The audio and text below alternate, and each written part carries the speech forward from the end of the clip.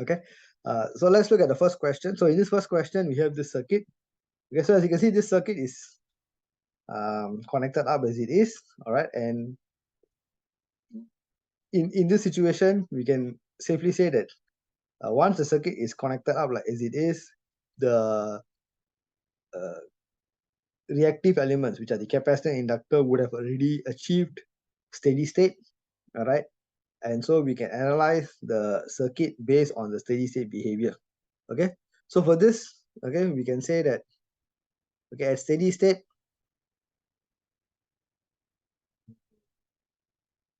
okay, at steady state, okay, what we know is capacitor is open circuit and inductor is short circuit.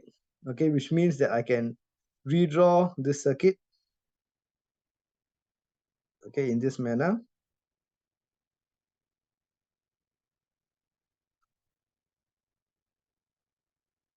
This is a short circuit here.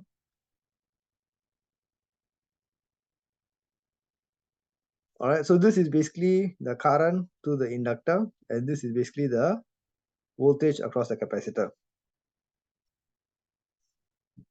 Okay, so this would be the behavior or the final circuit at steady state. All right, so with this, we can see that the only components are basically the voltage source and the two resistors in series. Okay, so we can say that the current, okay, which is IL, okay, this IL over here is equals to 6 over 2 plus 4, which will be 1 ampere.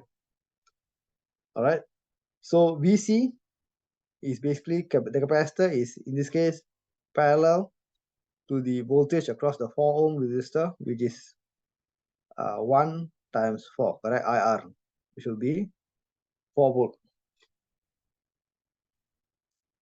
Okay, so the energy stored in the capacitor will be half CV square, which is half 2 micro and 4 square, which will be 16 microjoules.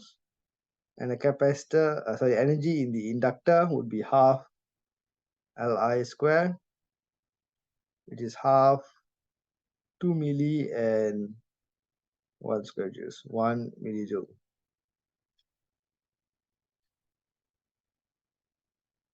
All right, so that would basically be the way we approach question 1, okay, because they are already at steady state.